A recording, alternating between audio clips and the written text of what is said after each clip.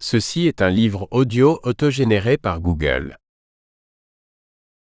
Les éditions Max Milo présentent Faut-il faire vacciner son enfant? De Virginie Bell, avec la participation du Dr Claudina Michal-Teitelbaum. Faut-il faire vacciner son enfant? Une question que certains ne se posent plus, tant la pratique est entrée dans les mœurs. Jusqu'aux pédiatres qui ne prennent parfois pas la peine de nous informer sur les risques, pourtant bien présents. Pourquoi certaines injections obligatoires sont-elles systématiquement combinées avec des vaccins facultatifs? Ces produits sont-ils sûrs?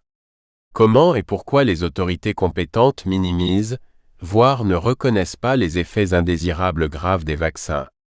Quel mécanisme derrière le dogme vaccinal?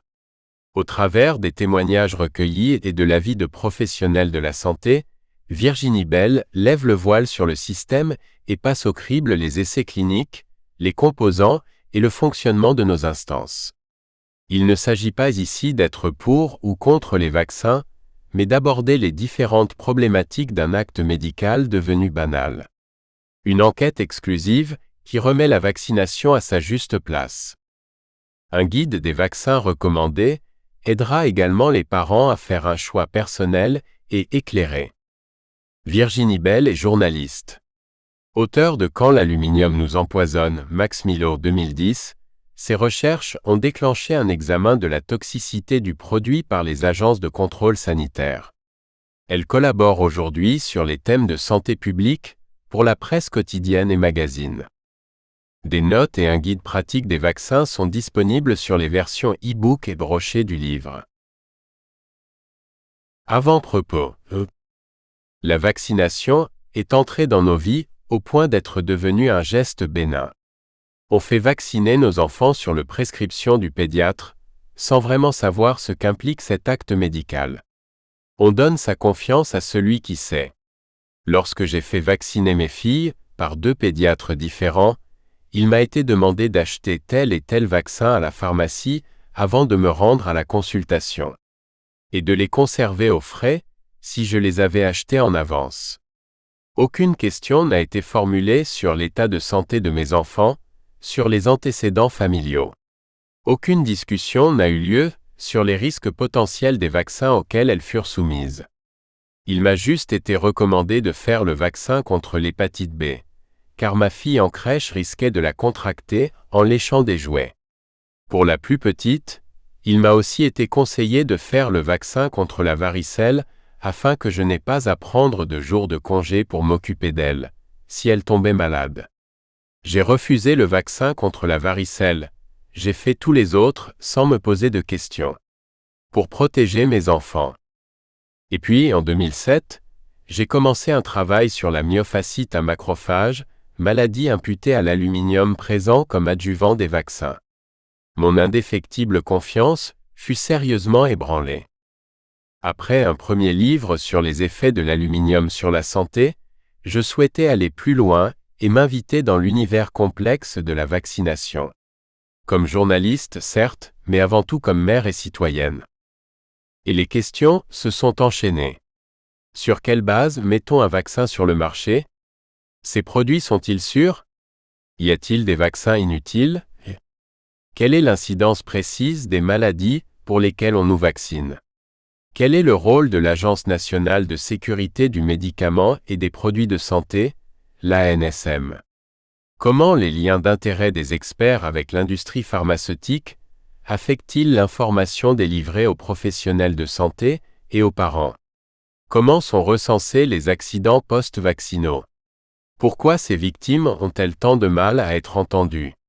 Doit-on, au nom de la poursuite de la stratégie vaccinale, taire les risques liés à la vaccination?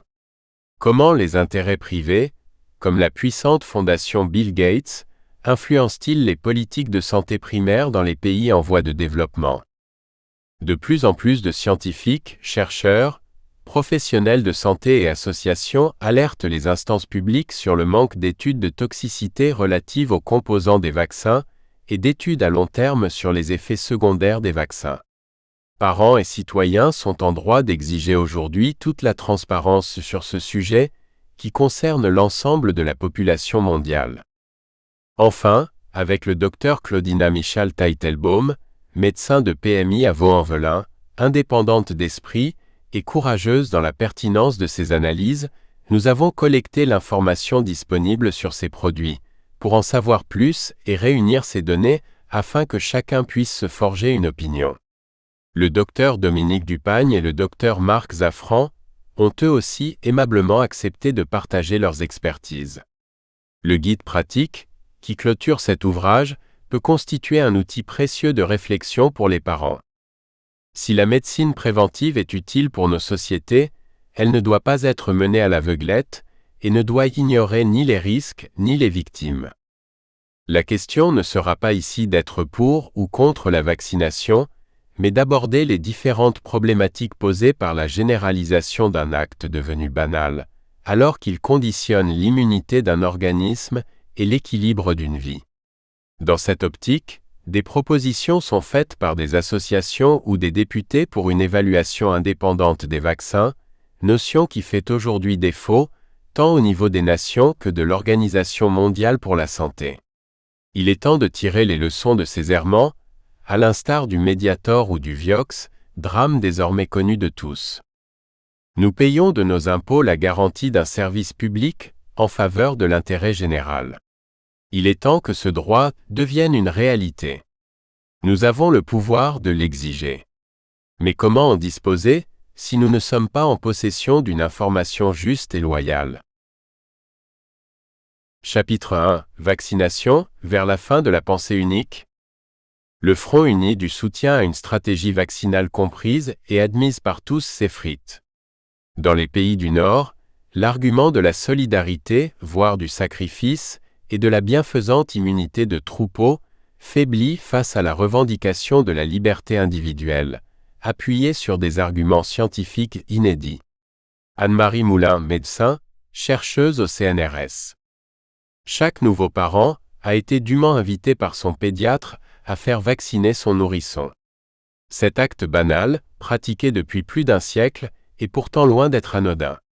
En 1987, le calendrier vaccinal comprenait une vaccination diphtérie, tétanos, coqueluche, polio, DTCP plus BCG plus rougeole, oreillon, rubéole.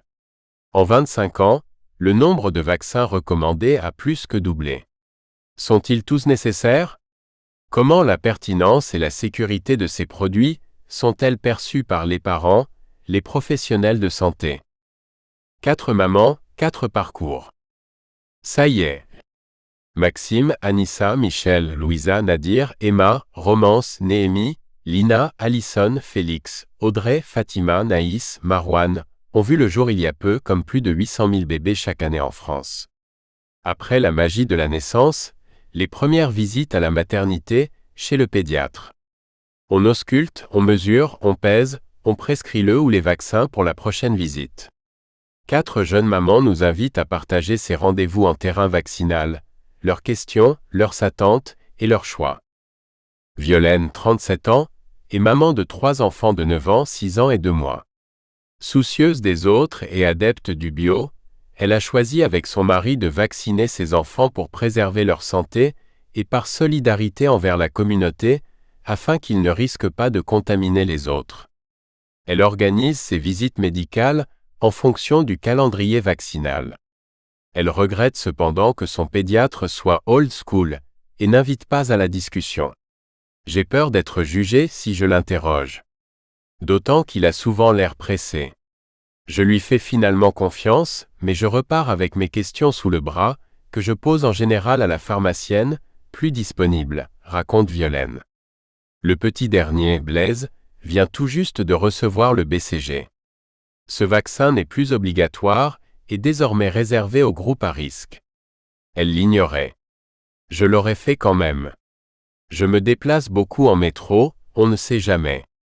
Nous avons la chance de pouvoir prévenir nombre de maladies graves. Et puis, mon arrière-grand-mère est décédée de la tuberculose. Ça laisse des traces dans la famille. Sa seule crainte se porte sur le vaccin contre l'hépatite B. Une de mes connaissances a une sclérose en plaques, et j'avoue que ça fait réfléchir. Je n'ai pas encore pris ma décision.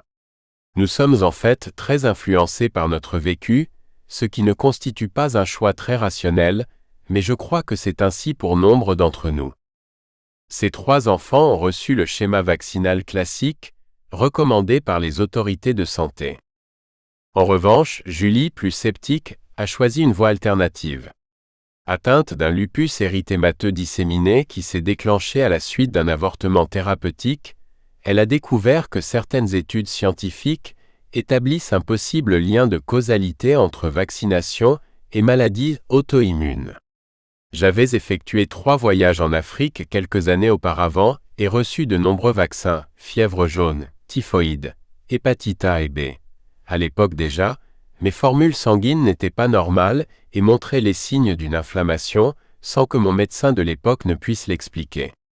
Même si j'ai conscience que les vaccins n'expliquent pas tout, j'ai commencé à me poser des questions sur leurs éventuels effets négatifs, explique-t-elle. Parallèlement à son traitement, elle s'intéresse aux remèdes naturels et alternatifs. Quand j'ai eu mes enfants, je souhaitais qu'ils bénéficient d'un suivi médical doux. Moins d'antibiotiques, de médicaments, de vaccins, plus d'homéopathie, tout en gardant un sérieux absolu. J'ai eu un premier rendez-vous en PMI, où on m'a conseillé de tout faire, sans aborder les risques que cela pouvait induire. J'ai eu la chance de trouver peu de temps après une pédiatre à l'écoute. Elle m'a expliqué la différence entre vaccins obligatoires et recommandés, ce que j'ignorais. Elle m'a parlé des bénéfices et des risques, et m'a clairement déconseillé de vacciner mon fils avec le BCG, vaccin pourtant encore obligatoire à l'époque. Vous viendriez d'Afrique subsaharienne, ou vivriez au sein d'une communauté à risque, je vous le conseillerais, mais dans votre cas, il n'y a aucune justification. Afin que notre fils puisse intégrer la crèche, elle a vacciné le carnet de santé, daté, tamponné, mais il n'a pas reçu l'immunisation du BCG. Une pratique illégale en France. Julie et son compagnon ont ainsi eu la possibilité de choisir la meilleure façon de prémunir leurs enfants des pathologies à venir. En fait, je trouve le calendrier vaccinal effrayant. À peine sorti du ventre, on injecte un tas de substances dans le corps des nourrissons. Je ne suis pas scientifique, mais j'ai fait très attention pendant ma grossesse à ce que je mangeais et buvais, aux médicaments que je prenais, et je souhaitais que cela continue après leur naissance. Pour ces 2 plus jeunes enfants, le BCG n'était plus obligatoire, ce qui l'a conforté dans ses choix. Nos 3 enfants n'ont reçu que les vaccins obligatoires, plus la coqueluche. Ils ont été faits le plus tard possible, à 6 mois pour le premier et 12 mois pour les autres, contre 2 mois selon le calendrier vaccinal. Mais nous sommes sans cesse confrontés à la pression des collectivités, notamment crèches et jardins d'enfants. Je peux même qualifier cela de harcèlement. Il y a quelques mois, la pédiatre de la crèche a contacté Julie à ce sujet. Le carnet de vaccination n'est pas à jour, m'a-t-elle expliqué. Je lui ai répondu qu'en dehors des vaccins obligatoires, nous ne souhaitions pas faire les autres, en concertation avec notre pédiatre. À peine avais-je fini ma phrase qu'elle nous a taxés d'anti-vaccins et enjoint de lui administrer rapidement le ROR, rougeole, oreillon, rubéole. Devant la recrudescence de cas mortels, a-t-elle poursuivi, si vous ne faites pas vacciner votre enfant, vous devrez signer une décharge auprès de la directrice de l'établissement pour les risques que vous faites courir à votre enfant et aux autres enfants de la crèche. J'étais stupéfaite. Les parents du petit ont donc été convoqués par la directrice. Le document n'était en fait pas une décharge, mais une note d'information émanant du Conseil général. Ils ont lu, approuvé, avoir pris connaissance de la liste des vaccins non obligatoires et de la possibilité de faire vacciner notre enfant, et signé. Pourquoi, si certains vaccins ne sont pas obligatoires, culpabiliser les parents de cette façon? Notre pédiatre, en tant que professionnel de santé, évalue le bénéfice et le risque pour chaque immunisation. Elle nous donne l'information, c'est ensuite à nous de nous déterminer. Le choix in fine nous appartient. Je trouve cette démarche plus saine, conclut Julie. Le député UMP Jean-Pierre Decolle a d'ailleurs attiré l'attention de la secrétaire d'État chargée de la santé sur les exigences abusives de directeurs de crèches ou de garderies en matière de vaccination. Seules les vaccinations contre la diphtérie, le tétanos et la polio sont obligatoires pour les enfants désirant fréquenter une collectivité. Pourtant, de plus en plus d'inscriptions sont rejetées pour manque de vaccination non obligatoire, les certificats de contre-indication étant rarement acceptés. Ces pratiques constituent une infraction à la loi et aux droits des parents. Sa question, publiée au Journal officiel en octobre 2011, est à ce jour restée sans réponse. Vanessa a eu son premier enfant il y a 10 ans. J'étais en province à l'époque. La PMI se déplaçait et administrait les vaccins. Elle nous conseillait les injections à faire. Victor a reçu toutes les doses pour la diphtérie tétanos coqueluche polio, DTCP. Après son dernier appel, il a eu quelques plaques d'eczéma sur le visage et le corps. 1 an plus tard, nous étions chez des amis, et Victor a déclenché un œdème de Quink après avoir mangé une mousse au chocolat. Il a été hospitalisé en urgence. Nous avons eu très peur. Le bilan allergologique a révélé qu'il était allergique au blanc d'œuf, à la viande rouge, au lait de vache, au poulet et au soleil. Le spécialiste nous a dit que cela pouvait être dû au vaccin, c'était une possibilité, parmi d'autres. Après cet épisode, les parents de Victor ont complètement changé leurs habitudes alimentaires et se sont documentés sur les causes possibles de cette réaction. J'ai regretté que personne ne m'ait informé des risques allergiques liés au vaccin.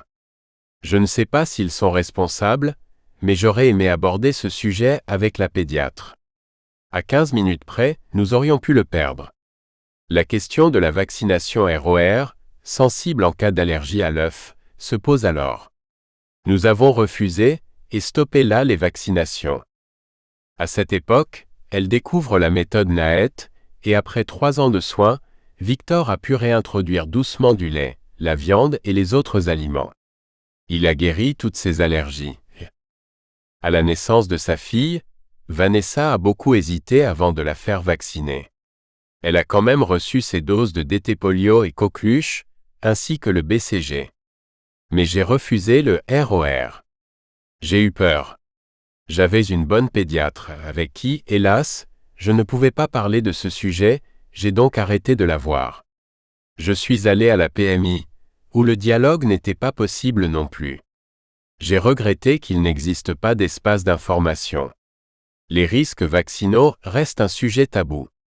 On a l'impression qu'il n'y a qu'une voie à suivre. Ça ne me convient pas. Alors, j'ai préféré ne plus faire de vaccin.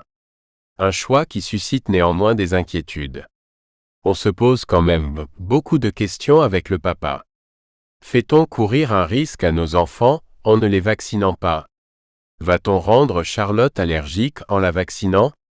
Sans compter le formaldéhyde, l'aluminium, contenu dans ces produits.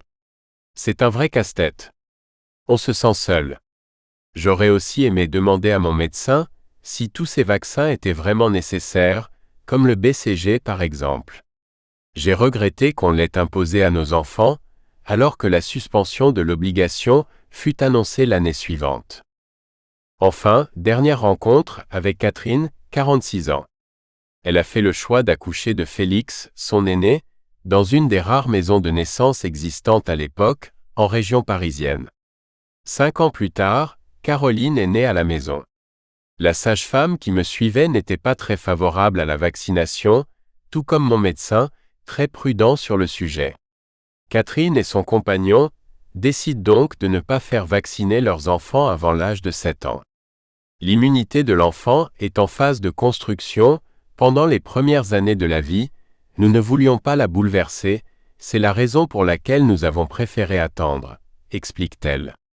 Il faut préciser que le compagnon de Catherine a fait une primo-infection suite à une vaccination avec le BCG lorsqu'il était petit et s'est retrouvé au sanatorium. Cela s'est reproduit pour sa fille aînée. Événements qui ont, en partie, motivé leur choix. Catherine s'est également tournée vers la PMI pour faire suivre Félix. Le médecin qui m'a accueilli m'a reproché vertement de ne pas avoir vacciné mon fils. Du coup, j'ai arrêté de m'y rendre. Concrètement donc, Catherine a acheté les vaccins et le médecin de famille a collé les étiquettes et tamponné le carnet de vaccination pour que les enfants, non vaccinés, soient en règle avec l'administration. Nous restions toutefois discrets sur la question, je n'en ai pas parlé à mes parents par exemple. De 0 à 7 ans, les 2 enfants ont eu la varicelle et la rougeole. Ils ont été fatigués pendant 3 semaines environ, mais je n'ai pas regretté mes choix. À l'école, les pressions relatives au ROR ont été fortes. On m'a dit que j'étais irresponsable, que je mettais en danger les autres enfants. Mais vaccinés, que risquaient-ils? Qu'on mette la pression sur les vaccinations obligatoires, je le comprends, mais pour les vaccins non obligatoires, on doit nous laisser un vrai choix, conclut Catherine. 4 mamans, 4 parcours, 4 questionnements. Interrogations que l'on tait, la plupart du temps. Sur les terres de Pasteur, les experts évoquent à l'envi les bienfaits de la vaccination, mais omettent la plupart du temps d'aborder l'autre versant du miroir. On évite de s'interroger, on édicte une politique vaccinale de masse censée correspondre au plus grand nombre. C'est la politique de la taille unique. De nombreux parents et professionnels de santé remettent aujourd'hui en question ce dogme. En effet, l'idéal affiché de transparence implique désormais une information exhaustive et tenue à jour sur les aléas et bénéfices de tous les vaccins, explique Anne-Marie Moulin, médecin et chercheuse au CNRS. Or, il n'existe pas de débat constructif sur ce sujet dans notre pays. En off, un des experts de l'Agence nationale de sécurité du médicament et des produits de santé, ANSM, confiait par exemple que si la population était inquiétée par les risques de toxicité de l'aluminium présent dans les adjuvants des vaccins, elle risquerait de ne plus se faire vacciner, justifiant ainsi le silence de l'agence sur le sujet. Est-ce là un discours responsable pour une agence de santé publique? Doit-on taire un danger pour ne pas refreiner les politiques de santé publique? C'est trop infantiliser les citoyens que d'agir ainsi. Une mauvaise habitude prise depuis trop longtemps par nos autorités sanitaires et que les scandales à répétition ne sont pas encore parvenus à modifier. En attendant l'avènement d'une mutation tant espérée, le calendrier vaccinal recommandé est toujours le fruit de ces instances gouvernementales. Il y a plus d'un siècle, autres noms, autres époques, elles ont imposé les vaccinations obligatoires et construit les prémices des politiques vaccinales. L'obligation vaccinale en France. En France, l'obligation vaccinale contre la variole a été mise en place en 1902, celle contre la diphtérie en 1938, le tétanos en 1940, le BCG en 1950 et la poliomyélite en 1964. Depuis cette date, aucun des nouveaux vaccins mis sur le marché n'a été rendu obligatoire. En 1984, l'obligation vaccinale contre la variole a été suspendue, 7 ans après la survenue du dernier cas recensé dans le monde. L'obligation du BCG a quant à elle été abrogée en juillet 2007 et reste, en 2012, uniquement recommandée pour les groupes à risque, enfants nés ou ayant séjourné dans des pays de forte endémie, enfants ayant des antécédents familiaux de tuberculose, enfants résidant en Île-de-France ou en Guyane, enfants jugés à risque d'exposition par le médecin. Ceci peut être considéré comme de la discrimination positive, objective, pour que la tuberculose soit jugulée là où elle doit l'être, et ne pas imposer cette vaccination à l'ensemble de la population, avec les effets secondaires que l'on connaît comme la BCG, reconnaît le professeur Marc Gentilini, spécialiste des maladies infectieuses et tropicales. Avant de préciser que la généralisation de cette vaccination à tous les enfants résidant en Île-de-France est une mesure excessive, non sans risque, qui n'avait pas été retenue initialement lors de la suspension de l'obligation vaccinale, en 2007. Prendre le métro à Paris par exemple ne constitue pas un facteur de risque suffisant, même en présence d'un tuberculeux, ajoute Marc Gentilini, en guise de réponse à Violaine. Mais aujourd'hui, l'obligation vaccinale pose un problème légal. Il n'existe plus aucun vaccin ne contenant que les valences diphtérie, tétanos, polio, DTP, pour les enfants de moins de 6 ans. Le DT polio de Sanofi Pasteur MSD, recommandé chez le nourrisson, a été suspendu en 2008, après 31 ans de commercialisation, en raison d'une soudaine augmentation de réactions allergiques imputables à ce vaccin, début 2008. Les parents se trouvent alors devant une situation impossible, puisque la loi rend obligatoire ce vaccin, introuvable en officine, et sans solution de remplacement pour les enfants de moins de 6 ans. Les vaccins proposés sont des vaccins multidoses comprenant des valences non obligatoires, et il est donc bien compréhensible que les parents les refusent, s'insurgeait la sénatrice UMP Bernadette Dupont en 2009. Le laboratoire Sanofi Pasteur avait déjà essayé de se débarrasser de ce vaccin pas cher, en justifiant une rupture de stock dès 2004.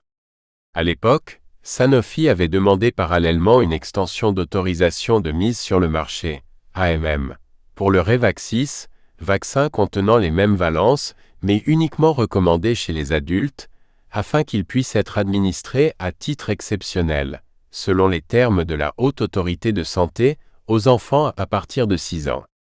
Ainsi, le DT Polio, vendu à l'époque 6,72 €, laissa la place au Revaxis, facturé, lui, 10,26 €. Autrement dit, une firme se dit incapable de fournir un vaccin de base, et les pouvoirs publics ont apparemment pour seule solution d'organiser le transfert vers un vaccin 50% plus cher, aux frais de l'assurance maladie, analysait à l'époque la revue médicale indépendante Prescrire. Le Revaxis ne pouvant pas être administré aux nourrissons, ils eurent droit au Tetravac, qui contient en plus la coqueluche, au prix de 14,88 €. Hélas, le DT Polio était le seul vaccin sans aluminium pour ses valences. L'Association de malades atteints de myofascite à macrophage, E3M, maladie invalidante imputée à l'aluminium présent comme adjuvant des vaccins, fit le forcing pour qu'il soit de retour dans les officines. Et il revint courant 2005. De février 2007 à décembre 2007, Sanofi lança une étude Revaxis versus DT Polio 11, visant à démontrer l'efficacité du Revaxis pour les enfants de 6 ans. Aucune réaction allergique systémique relative à la vaccination n'a été signalée chez les enfants recevant Revaxis ou DT Polio 12, est-il précisé dans les conclusions de l'étude, qui a duré 11 mois. Pourtant, en juin 2008, le laboratoire faisait remonter à la FSAPS un certain nombre de réactions allergiques suite à des vaccinations avec le DT Polio. Après analyse de ces données, on ne peut que constater le manque de sérieux dans leur collecte, date erronée, certains effets comptés 2 fois, réactions bénignes qualifiées de graves. Suite à cela, et sans contrôle sérieux des différentes agences, le DT Polio fut suspendu au profit là encore du Tetravac en primo-vaccination, du Revaxis pour les plus de 6 ans, et des intérêts financiers de la firme pharmaceutique. Le surcoût pour la sécurité sociale depuis 2008 se chiffre en millions d'euros. Cette décision de pharmacovigilance fut prise en l'espace d'un mois, un record. Bref, cette opération, destinée à commercialiser des vaccins plus chers, fut avalisée grâce à la complaisance de la FSAPS. D'ailleurs, après de multiples demandes pour connaître les conclusions de l'enquête destinée à faire la lumière sur ces réactions allergiques, aucune réponse n'a été fournie. Ces phénomènes allergiques sont d'autant plus incompréhensibles que le Tetravac, toujours commercialisé, contient exactement les mêmes souches d'antigènes et les mêmes excipients. Deux solutions donc. Le DTP n'aurait pas dû être suspendu, ou les autres vaccins de même composition auraient dû l'être aussi. En autorisant ce retrait, les autorités ont privé les personnes souhaitant se limiter au seul DTP de la possibilité de répondre à l'obligation vaccinale.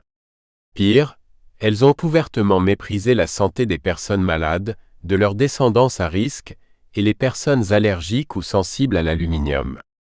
Enfin, cette situation, fruit d'un forcing commercial, ajoute de facto la valence de la coqueluche sur la liste des vaccinations obligatoires pour les moins de 6 ans.